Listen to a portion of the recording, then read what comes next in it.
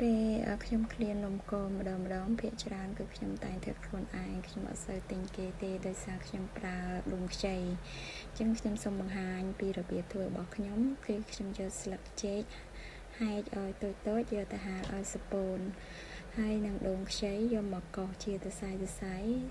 ចាអញ្ចឹងបន្តមកគឺខ្ញុំកូរស្ករត្នោតនេះជាស្ករត្នោតខ្មែរយើងហើយខ្ញុំកូរឲ្យឡើងជើងក្រងបន្ទាប់មកគឺខ្ញុំចាក់ដាក់អំបិលបន្តិចចូលតែខ្ញុំអត់បានថតឲ្យមើលអញ្ចឹងនេះជាខ្ទិះដូងដើមក៏ខ្ញុំដាក់ចូលដែរនៅពេលដែលស្ករយើងឡើងជើងក្រងហើយចាហើយកូរខ្ទិះដូងនឹងបន្តិចទៅ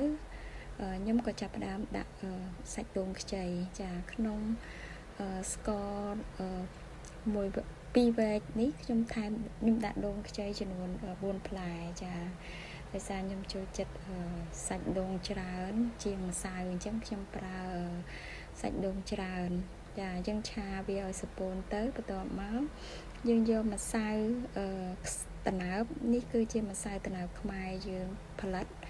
ហើយខ្ញុំប្រើ1គីឡូចាអញ្ចឹងខ្ញុំចាប់ផ្ដើមដាក់ខ្ទិះដូងទី2ចាក់ខ្ទិះដូងទី2ចូលជាមួយនឹងម្សៅហ្នឹងបន្ទាប់មកទៀតយើងដាក់អំបិលបន្តិចទៅចាដើម្បីយករសជាតិហើយខ្ញុំបន្ថែមនឹងស្ករសចំនួន2ស្លាបព្រាចាយើងចូលរសជាតិវារៀងផ្អែមឡមចាហើយចាប់ផ្ដើមកូរនិងដាក់ទឹកបន្ថែមរហូតកូរល្បាយម្សៅនឹងរហូតទាល់តែ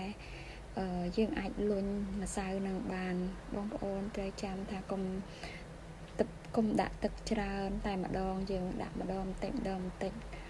ច្បាច់ម្សៅនឹងរហូតទាល់តែវាអាចคล้ายជាល្បាយបែបនេះចាគឺយើងអាចលុញវាបានបើទឹកច្រើនពេកវាប្រកាសជារាវយើងពិបាកលុញហើយចាអញ្ចឹងយើងកាច់កម្សៅនឹងទៅមកទៅបន្ទាប់មកទៀតយើងយកគ្រឿងផ្សំទាំងអស់មកដាក់ក្បែរគ្នាដើម្បីយើងងាយស្រួលវេចក្នុងនោះខ្ញុំវេចជាមួយនឹងមកខ្លាញ់ជ្រូកចានេះគឺជាការវេចហើយខ្ញុំអត់បានថតជូនបងប្អូនមើលពីរបៀបវេចចាអញ្ចឹងយើងវេចធ្វើម៉េចឲ្យមានមុខស្រួចទៅហើយវាមើលមកស្អាតចាពេលវេចរួចបងប្អូនយកទៅស្ងោរប្រើពេល30ទៅ40នាទីគឺជាការស្រេចហើយអរគុណបងប្អូន